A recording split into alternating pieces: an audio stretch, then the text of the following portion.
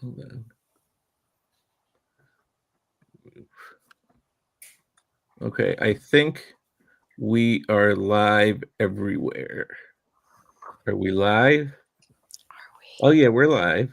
Okay, cool. Oh yeah, there's 7 people here so far. Okay, cool. Awesome. Live viewers show up in StreamYard. Oh, we lost one. They're like, nope, I'm out. Sorry, peace. Yeah, they're like, fuck this dude. All right. What's up, Team Tobias? What's up, Ogdenville, Ohio? I think that's a place. Me, Lane Hema here. Susan, hi. With Kelly Dyksterhouse, Steffi Rosacito, our guest who does our foreign rights over here. I'll let her introduce herself before I mandozed over everyone. And Ann Rose. Steffi, why don't you introduce yourself? Because I was rude and talked over everyone. It's all good. Hi, I'm Steffi Rosito. It's my first time here. I'm super excited. And yeah, Lane, you tell me what to do. Okay, so we have some questions, but I guess we should maybe wait for more people to show up, because I am often the last one anywhere. That's actually not true. I'm usually the first one everywhere. So We should give people a few minutes to settle in, grab a little drink or something, have a little snack or something. Maybe it's time for ice cream. I'm not going to judge. I'd like some ice cream. So Literary Lens is responding. That's not me responding. Which of us is Literary Lens? I'm curious. Was that you, Ann Rose? Oh, you're the host. I forgot. Yeah. That's funny. It's not me. I didn't do anything, did I? I didn't do anything. It's me. I don't know. I have the power, so I'm just going to use it. Apparently. I've never been able to comment before. Oh, and Facebook is responding too. Yeah, I said, right there, I said, hi, Elizabeth, and then it just does it all. I just type once, and then it just does everything. Well, at least as long as it's not Zuckerberg. Trolling her live, being like, okie doke. What time is it? It's 7. Oh, sorry, 7:03. I have 7:02. Do you? Yeah, that's Oh, it just turned. Yep, 7:03. Oh, just turned. Ann is in the future, despite the fact she's an hour behind me. Yeah, it's 6:03 on my computer. That's when I said that. You know what that means is you're not actually an hour behind me. You're 59 minutes behind me. Or is it an hour and 1 minute behind me? I don't. Okay, this is way above my pay grade. I have no idea. No, this is what you got hired for. I have no idea. Solve time travel. That's what we're here for. No clue. Yeah. Okay, it's weird. I get stuck on stupid stuff like that sometimes, where I will literally watch my 2 cell phones, like, the time change to see if they really change at the exact same time. And occasionally they don't. And I'm like, oh, reality just like shifted. Just a little bit. Yeah. All right. Why don't we start? The first question we have is, what are foreign rights? When do I need to think about them? That's a good question, because Steffi has had to train us. What are foreign rights? Foreign rights are considered subsidiary rights, which means basically an opportunity to license throughout the world. And other subsidiary rights, just to give you a context, are audio rights, large print rights, first or second serial rights, or special edition rights. It really matters once an agent negotiates an offer with an editor / publisher, and where they're actively talking about an offer, which is then, once the offer is accepted, considered the primary deal. So once the editor is talking with the agent about the deal, they talk about the territory, and the territory is really what matters for foreign rights. And there's a couple different scenarios. One scenario is that the publisher takes North American rights, which means the book is getting published into, the North American territory. Second option is the publisher is asking for world English rights, which means selling the book into all of the English-speaking territories, which means North America, the UK, Australia, New Zealand, etc., etc. And the third option is that the publisher or we retain translation rights. So translation rights meaning, I'm just going to finish my sentence and then I'm going to address this question. And that means that you can basically sell your project into all the territories, into all the different languages. So when you negotiate rights, is there ever conversation about the author having input in who narrates the audiobook, what the cover looks like, stuff like this? So yes, there is, but every publisher operates a little bit differently, and every deal looks a little bit different. And then also every contract looks a little bit differently. So it depends on what language is negotiated in the contract. I always ask for cover approval, for example. So we almost always get an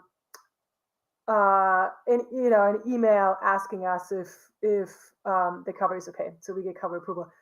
Yeah, sometimes they ask about the audio narrator. It just depends. But generally, yes, you can be involved.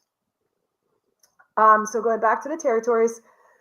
So once let's just say TLA has a project and we do have world translation rights, we look at the material, we evaluate if there are any territories where the book has more potential, less potential, based on a variety of factors, and then send it to our subagents, which I'm sure will come up at some point in the conversation.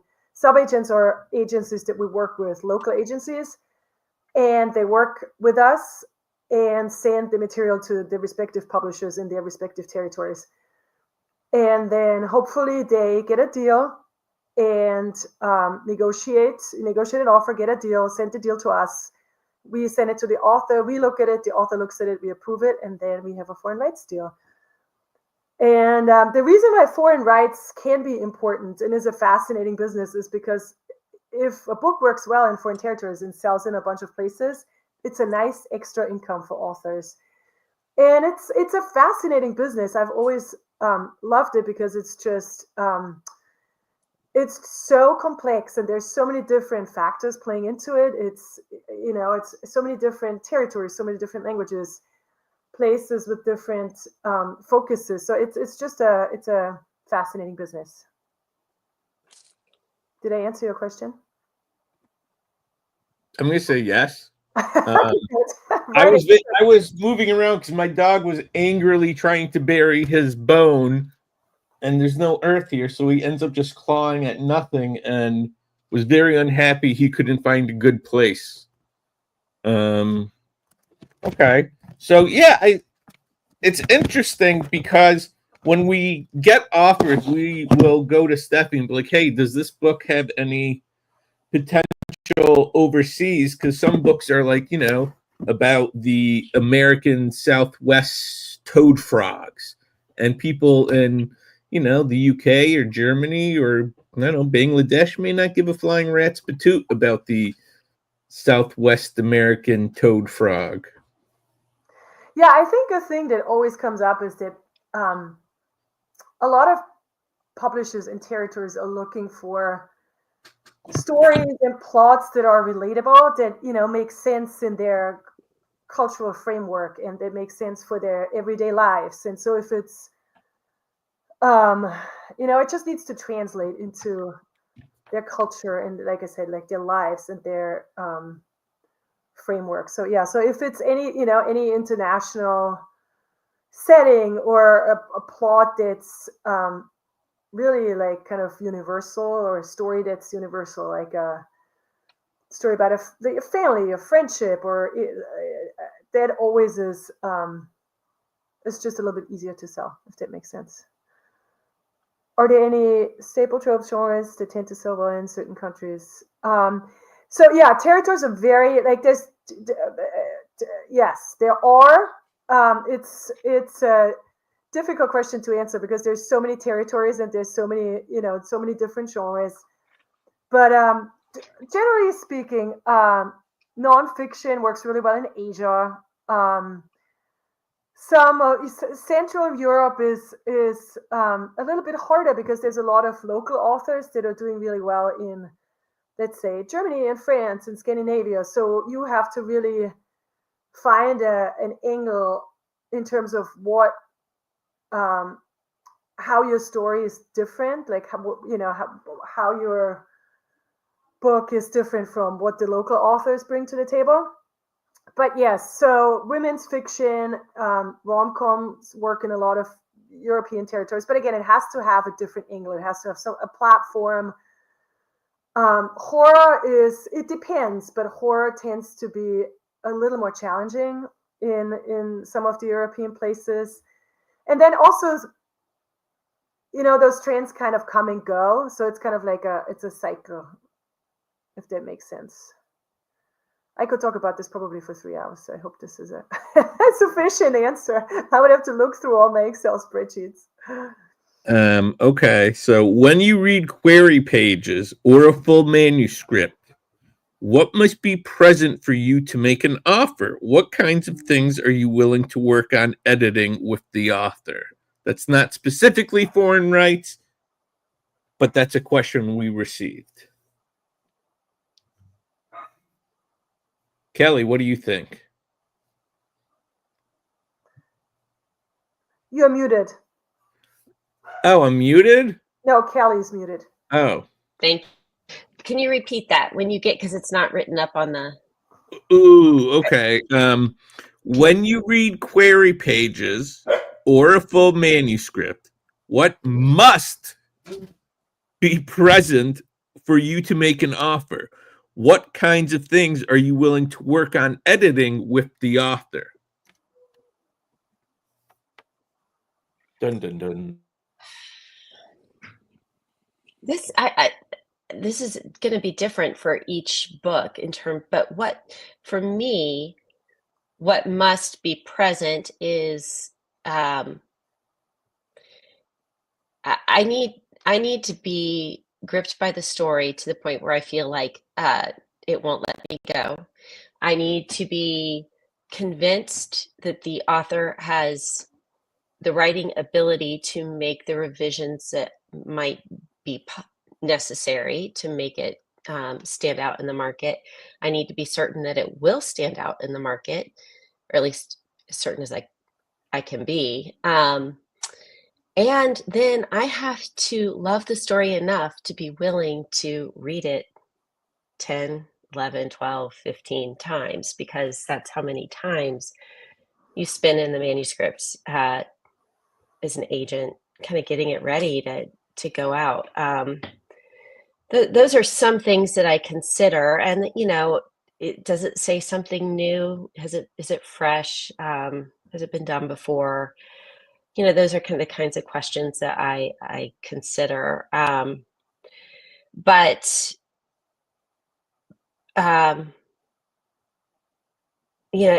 that all of those things kind of appear in different ways in each manuscript for me.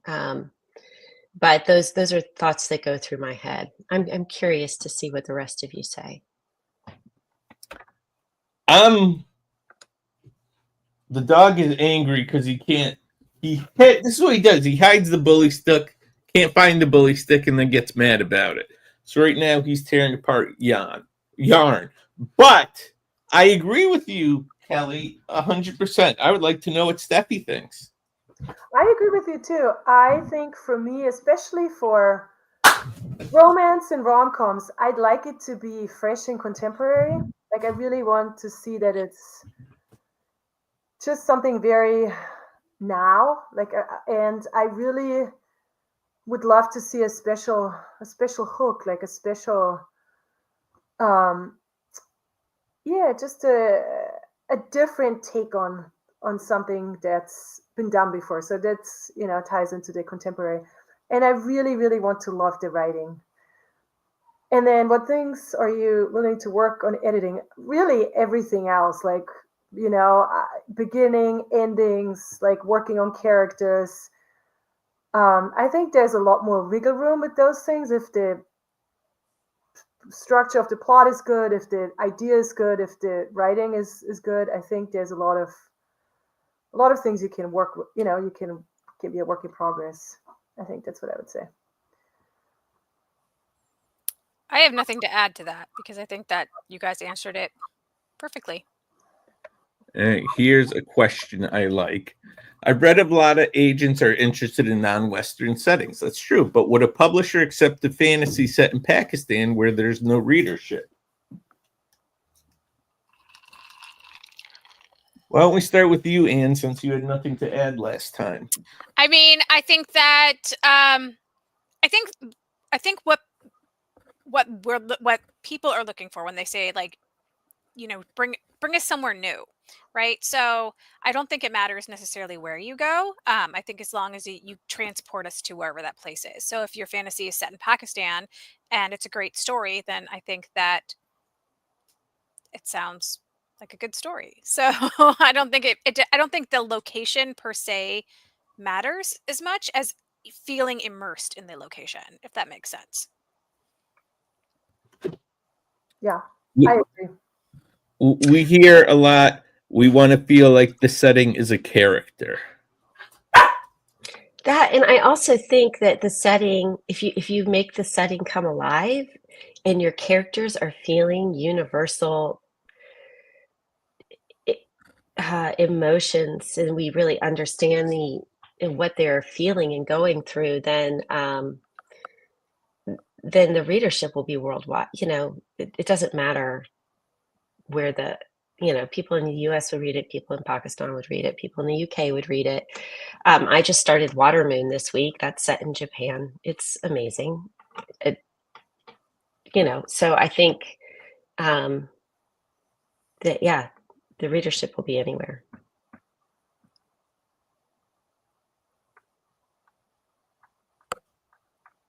Yeah, I have nothing to add.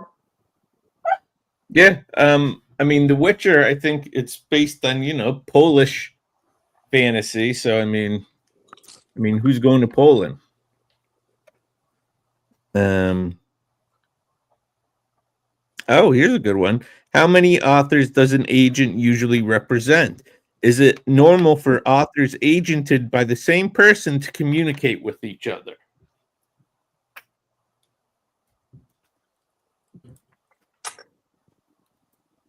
Who wants to go? I'm working on posting the question so you all can Oh, okay. see. I think every agent has a different number for what they're comfortable with, in terms of number of authors they represent. I think a lot of that also has to do with whether or not the agent has a full-time assistant. And so those numbers can kind of change, ebb and flow. My authors do talk to one another, and I think that is also just kind of dependent upon the culture of the agency and kind of the agent that you work with. But we get together on Zoom frequently. My illustrators do as well, and they communicate. I know Anne's, yours do as well. So I think it's just kind of changed. It's dependent agent by agent. It's just different. Yeah, we have a private Discord channel that we have for my authors. We also do a yearly retreat where we can all come together. So that's another thing that we do. We have done in the past our own workshops with each other and done Zooms and those kinds of things. So it's we're always kind of in communication with each other. We text each other, send each other gifts. I don't know. That sounds fun. If I were an agent, I would like to have something like that. If you were an agent, you would like that?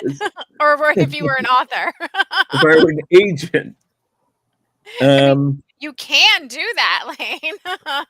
My authors do that. They all know each other. I'm sure there's some big Discord or Slack I'm not a There's part a of. And secret then one that you don't know about. and then I would be so upset because I never get into any Slacks. No one ever invites me. Everyone's always like, "Oh, I heard this in this other Slack and in this Slack," and I'm over here and I'm just like, "I'm in the agency Slack. No one wants to Slack with me." Maybe, Lane, you'll find out someday you'll get invited to a secret Signal group chat, and you'll never know.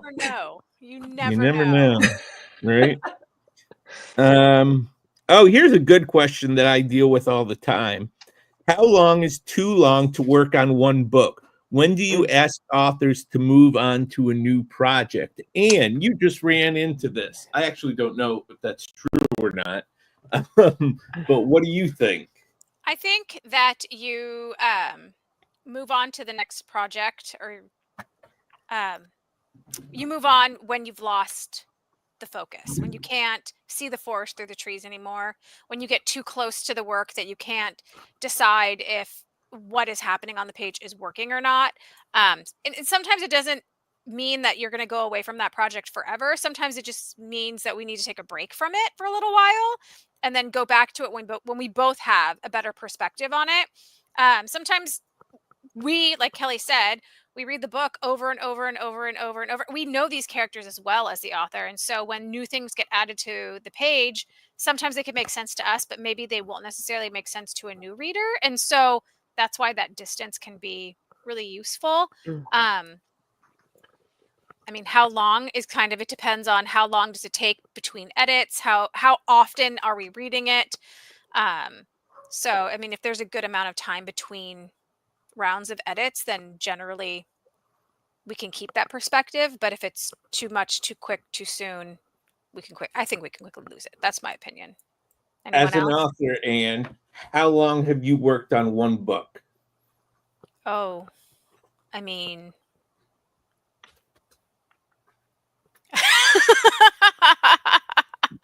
I don't know. I don't really pay attention necessarily. I mean, I think Amanda Dean, I probably took a year to write that one before I even showed it to my agent.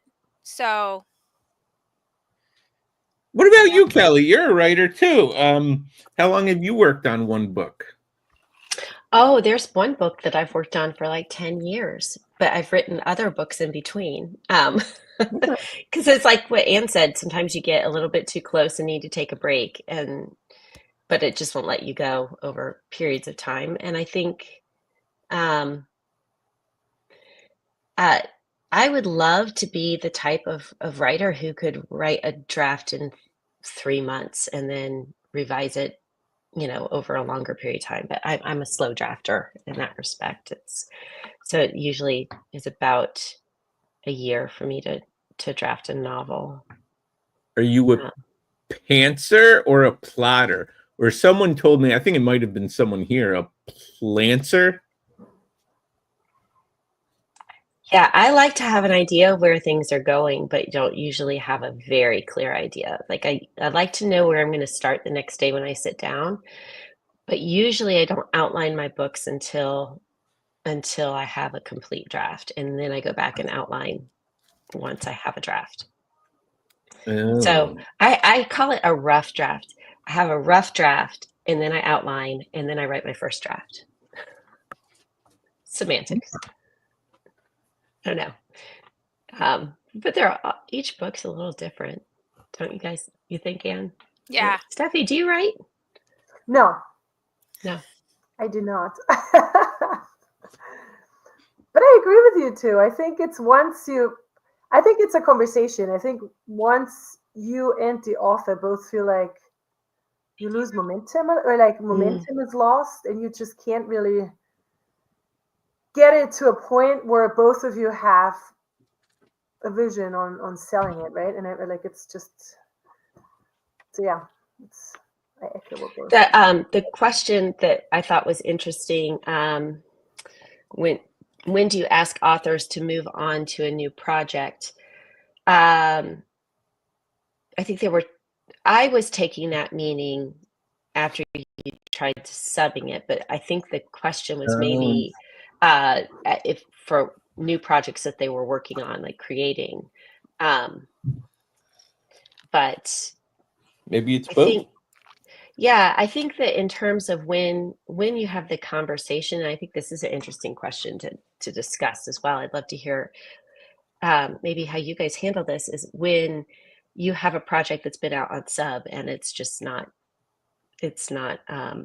getting any interest. And personally, it's a very heartbreaking thing for me, because when I put things out on sub, it's because I care about them and I love them, and I get pretty offended when I get not offended. I take it. I'm like, I disagree when we get passes. And so it's it's a hard decision to stop trying to shop a manuscript. But I think that there are times when it's actually a smart thing to pull it and reevaluate. I'm often dipping back into manuscripts to see, okay, is there something I'm not seeing? Is there something I'm missing? And then like, no, it's perfect. I love it so much. And then you wait. There have been times when I've waited 6 to 8 months and then tried again and it's sold. So I think sometimes it's just about the right timing. But what do you guys, how do you make that decision? And same. I tried to sell this book for a year, didn't sell. So I sold the person's next book. And then for his option book, or book 2, the book that failed on sub, that didn't get any bites, sold at auction. So, I mean, it's really just, I don't want to say dumb luck, but there's a lot of luck. I think of it as Dungeons and Dragons, a luck check. Sometimes you roll a 20, sometimes you roll a 1. So that's what I think. Oh. What kind of stuff do you Hi, write? Maria. So I do write a lot, mostly fantasy, grounded fantasy, and for a kidlit market. Although right now the book that I'm drafting, I am suspecting actually might be adult, which is a little weird. I'm like, what's up with that? But I don't know. We'll figure out what that's all about. Thanks for asking. What's the process of getting sold at auction? Ooh, I am not eloquent enough to answer this accurately. Maybe Kelly or Ann can do that. Well, why don't you try and take a stab at it? I've been talking a lot. It's when multiple publishers want the book, so you try to get the best offer and pit them against each other. And I hope there are no editors listening, because I think about it as like psychological warfare. But that's how I would describe auctions. Anyone else? Because I don't think that it's definitely not like what you see on television. We don't all go to a place and, hey, we're gonna got 100, we're gonna got 200, we have 2, we have we went back there, we got 3, we got 3. So it's nothing like that. Though it would be very fun if it were. And we could do it on Zoom. Oh, yeah. I mean, it is possible, but no. So there are different types of auctions, but basically what Lane said is that, we have multiple people that are interested in it. And so we try to get them to give us the best offer that they can. Do people still do round robins? Mm-hmm. Mm-hmm. See, that's something I would love to do, except I don't think I'm like quick enough, smart enough, or multitasking enough to be able to do that. I probably just ruined like the next auction I have going. I'm laughing at Charles's. What's Charles's? Let me see. Literary psyops. Better not use Signal. Oh yeah, I like that. Literary psyop. That's a good one. What are your thoughts on AI assisted? Ooh, So my brother does stuff with AI, basically correcting AI for like ChatGPT. So I always tell people think AI is like Skynet, but it's really like Paul Blart and just regurgitates nonsense. The Looney Tune on Reddit talking about vaccines having microchips from Bill Gates that make you want to eat popcorn, that gets pulled into AI and regurgitated in answers. So that's what we're dealing with. AI assisted. I learned from working with the HWA, working with very loosely, as in I received their stance on AI. AI assisted is like, spell check is what people consider AI assisted. So, I mean, I think using any kind of artificial intelligence is bad, but I mean, spell check is good. I'm going to go quiet so he... Okay, Lane is muted now. So does anyone else have any feelings about AI or the use of AI? I mean, as someone who represents artists, I obviously don't want to see AI art dropped into my inbox as a graphic novel. So that's stealing from other artists. I'm not very interested in that. A book written by AI, I'm not interested in that. Spell check, if that's what we are considering AI assisted, because I don't know what the pure definition of it is. So if that is our definition, I couldn't do anything without spell check. So I am the world's worst speller. It is probably, that red line isn't there. I mean, half the time the red line's not there because it is a word. It's just not the right word. And I have to use a little thing where you press talk so it reads it to you so I know what word it is. So I think that is okay. But yeah, otherwise I'm not really interested in reading books written by computers. And I think that you have to be really careful in using AI to gather information for those books too. If you're just using it to search, like Maria just said, it's inaccurate 53% of the time. I was just curious. Jane Friedman had written a blog about how AI could be helpful for finding comps for your work. So I was like, that's interesting. So on a whim, I tried it, and it created fake books and it attributed them to real authors. One of the authors is a good friend of mine. And so I texted her and I was like, I did not realize that you had a book titled this. And she's like, I don't. And she's like, that's interesting. And so I think that you have to be really careful. And if you're using it, you just need to double check your work and the information that it sends you. Or that's what my brother said, that if it doesn't know the answer, it just makes it up. It just lies. Yeah.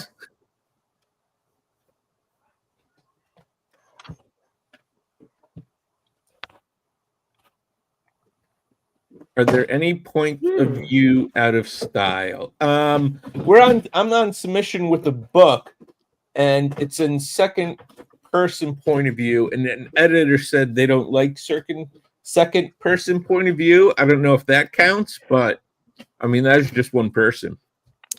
I don't think you read the question. What are the most popular points of view to write in currently? Are there any points of view that are out of style? I think most popular, are still third person or first person.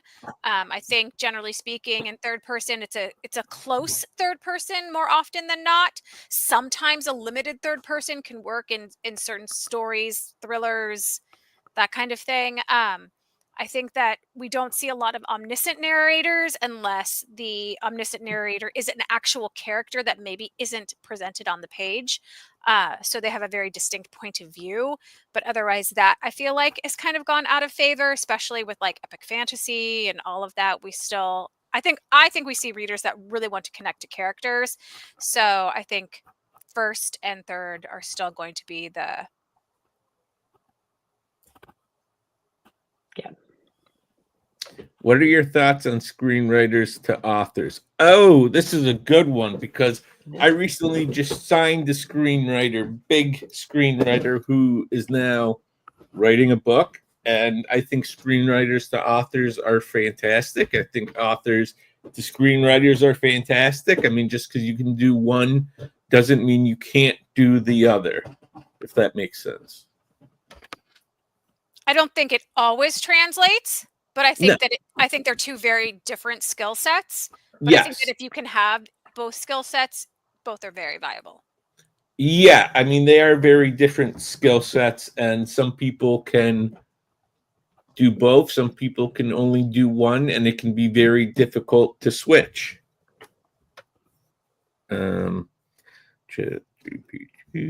I used AI to transcribe my script to manuscript. It did well. I self-published 6 books in a week. No comment. I submitted a query to Leamy, but it didn't let me send because I used the AI. Do you mean to me? Or what's Leamy? I assume. Okay. My guess is that's a typo. So he probably tried to submit a query to you, Lane. Okay. Yeah, I don't take AI stuff. Puppy is getting bigger and floofier. He is literally 4 times the size as when he came. When I got him, he's 5 pounds. Now he's 20. Ooh. Yeah. I inputted the scene from script and it just changed the form to manuscript. What? Just elaborate on the words. Love your golden doodle, Lane. Oh, Diana, that is what is he? The golden doodle. Yes, Dougie. Yeah, I go over everything. It can be garbage if you don't check. I started as a speech writer. Nice. Cool. That's an interesting job. I always, like, you're writing someone else's speech. Like, that must be such a oddball thing. I'm sure other people think we're oddball jobs, but I don't know. I wonder if writing speeches gives you a leg up on being able to write realistic dialogue. Oh, that's a good question. I would say I would think so. I bet Charles has some thoughts on that. Charles, we have a question for you.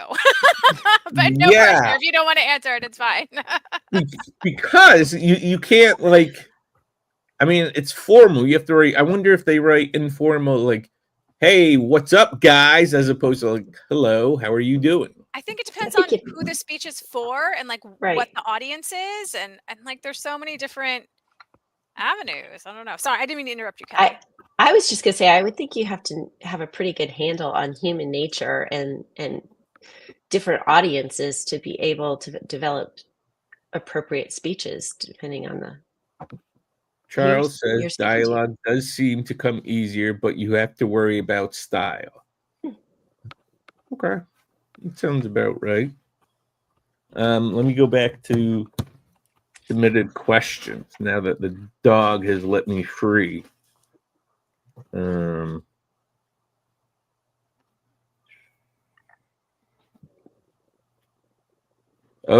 all agents understand foreign rights? Or is that a specific kind of agenting? I will say it is a very specific kind of agenting. And I feel like I say this about everyone here, but one of the best decisions I ever made was hiring Steffi, because I don't understand foreign rights at all. It's all pig Latin to me. So it's definitely a specialized skill, I think.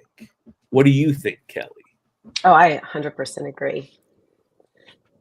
And and the main reason why is there's just not enough hours in the day, I think, for me to do my job well, and then also develop an understanding of foreign rights and all the relationships that are necessary. I mean, Steffi has relationships with people all over the world, and she keeps up with them, and that is time consuming, and it's anyway. So we're very grateful for Steffi. I'm very grateful to be here, and I think that's why we use our sub-agents too, because you need somebody local who really is an expert in the territory. They know the publishing houses, they know the editors, they know what works, they know what royalty rate is appropriate. They know like all the things they need to know, and it's just hard to be an expert in every single territory in all the languages. So we're very lucky to work with a set of fantastic co-agents. If you want to look it up, it's on our website under rights. We have 14 currently, and they're fantastic. I love working with them, and it's always interesting talking to them and learning more. So yeah.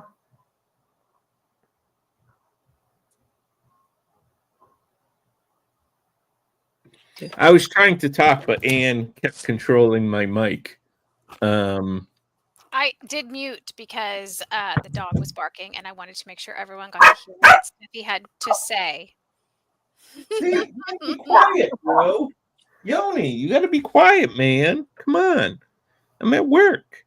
What's the difference between licensing fees and royalties? That's you, Steph, because I think I know, but I don't want to sound stupid or unintelligible. And well, licensing is a broad term, right? Is licensing fees and royalties? I guess this is referring to advances. So advances is what you get upfront for a deal, and then royalties come later. Royalties come once your advance payment has been met. So that usually takes a couple months before you start seeing royalty payments. I guess that's what this is referring to, right? Would you guys agree? Yes, I think maybe there could be a question of just a flat fee and royalties. Maybe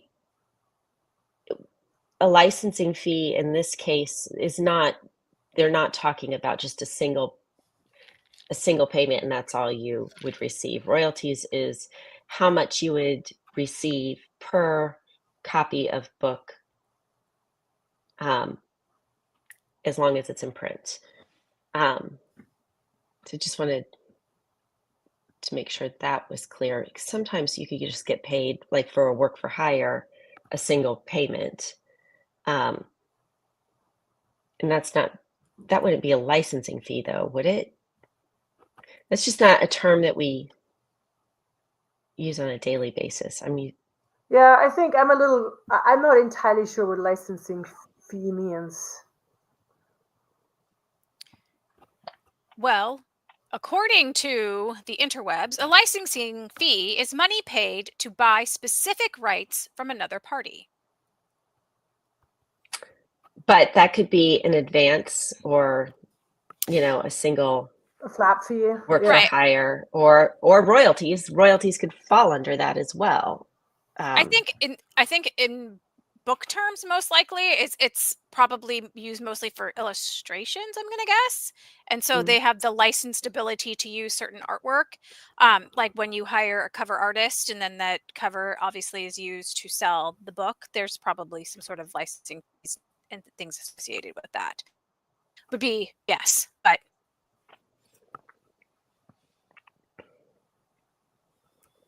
if a British author gets traditionally published, but her agent couldn't get any American publishers interested, could she get an American agent and sell it that way? I feel like I've run into this recently, but I don't remember.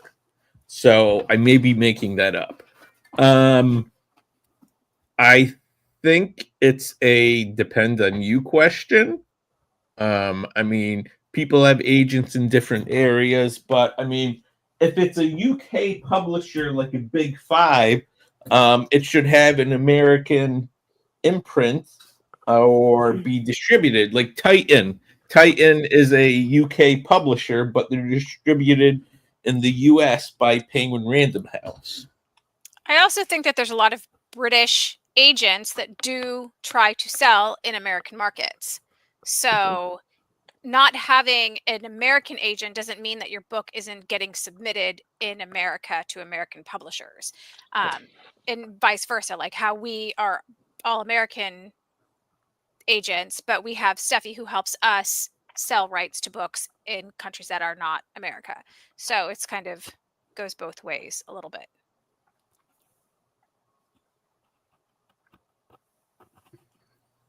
Okay. What are your? Yeah, I told you that was going to happen. I'll I jump told in you. for Lane here. What are your thoughts on ghostwriting? I've also heard there are writing contracts where the publisher tells you what they want and you write it for them. How does licensing work for that? If at all. Sorry, the at all threw me because it just threw me. Anyone?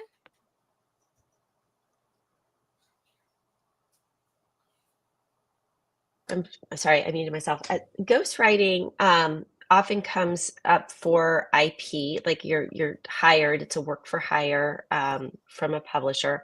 The same is when a publisher tells you what they want to write and you write it for them. That is considered, their intellectual property.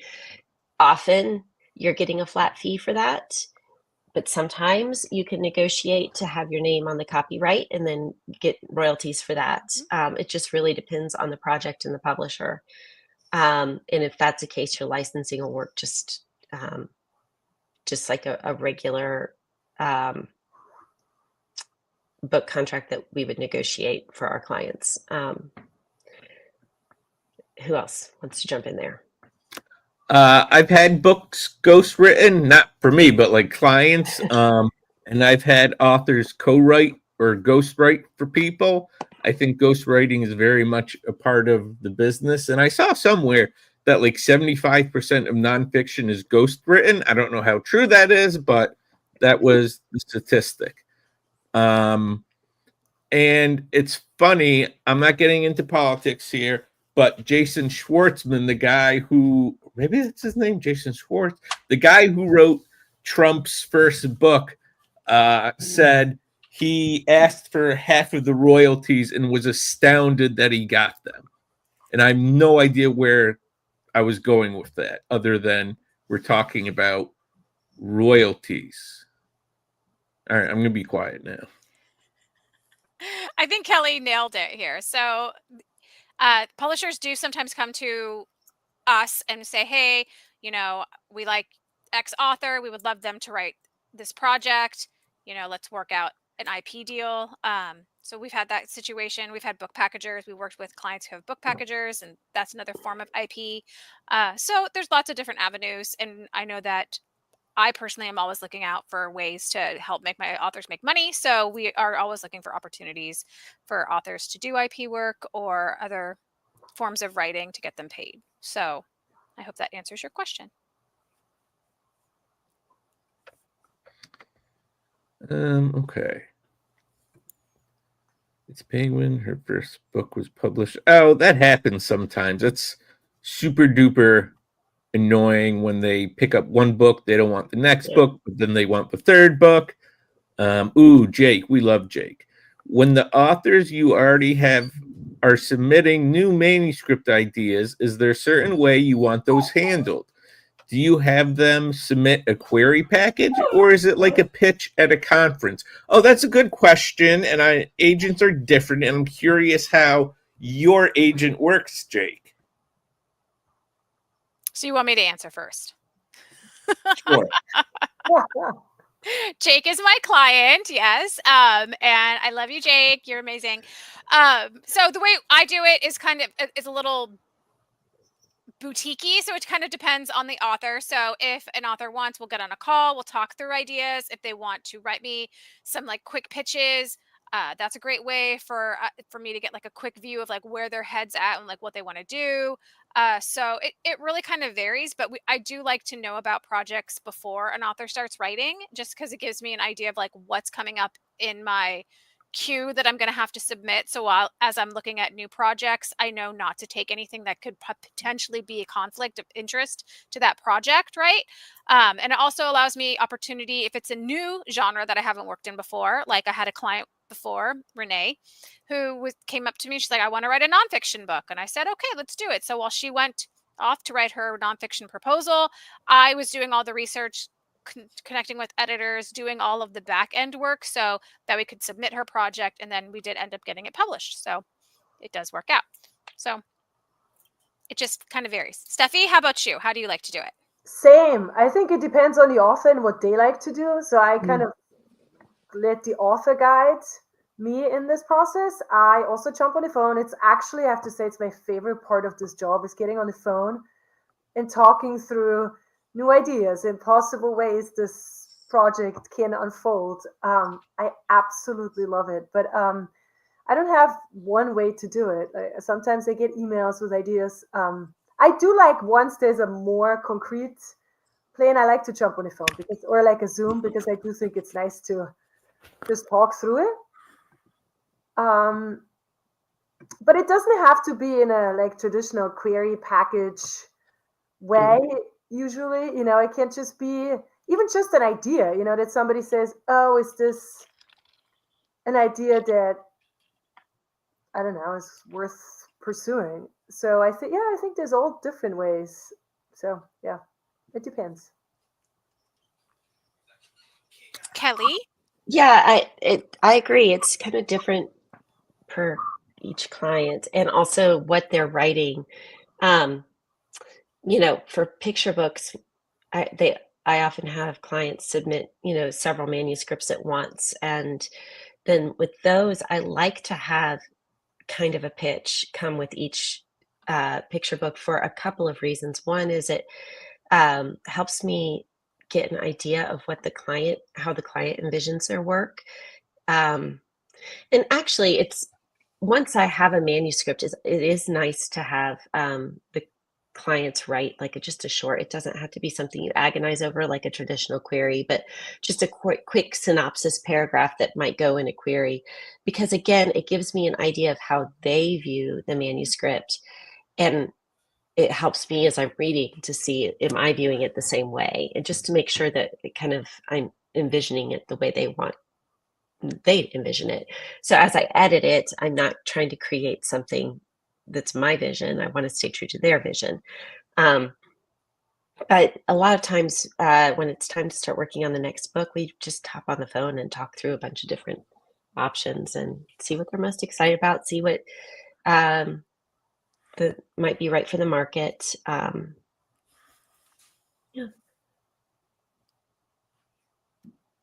I agree.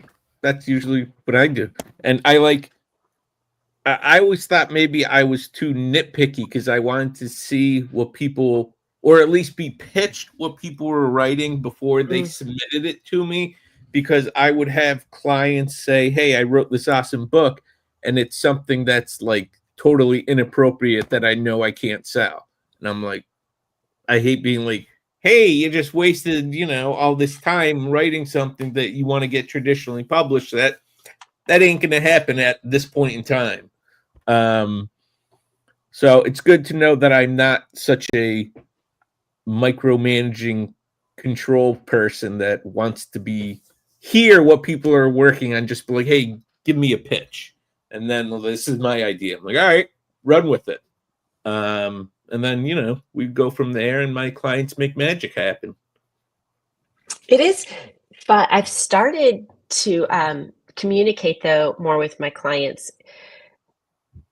Past years have taught me where then all of a sudden I'll have like 6 full manuscripts come in at once, and then I get buried. And so I'm trying to talk more about timing so that I know how to process when things are coming in. So, and also then when they might be ready for going out, to do what Anne had mentioned earlier about doing stuff on the back end, talking to editors about them, you know, and just having those calls. And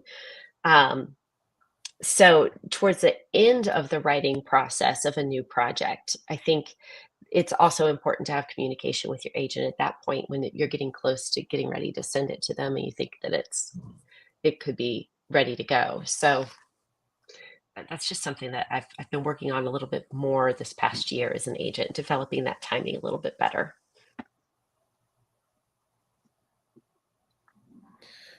So, Anne, what's your favorite way to receive a message from your clients?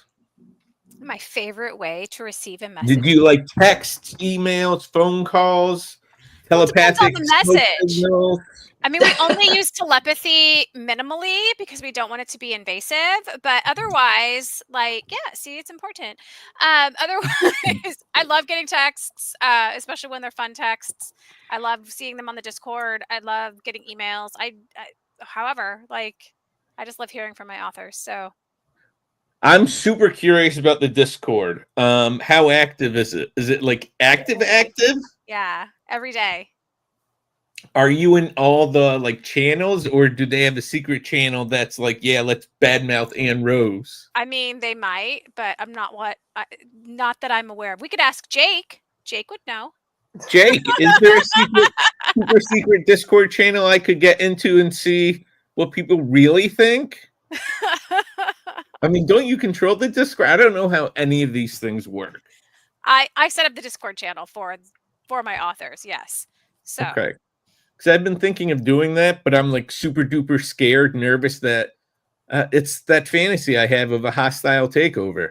That like the clients are going to rebel. We're like, we're the agents now. And I'll be like, no, I'm worthless. No, I mean, obviously we have lots of channels. So we have like a writing tips, some marketing tips, general chat, other things that just all the things. I don't know. We have all music, like everything that you can think of. We have like different channels for people to connect on and talk about. And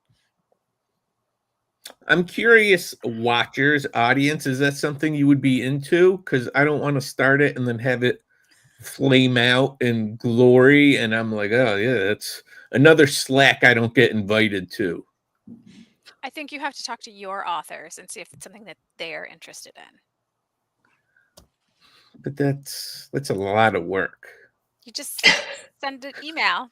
I just want to click a few buttons and be like, here's a Discord, and then have it thrive and everyone be entertaining and have fun, and and send pictures of their clients singing karaoke.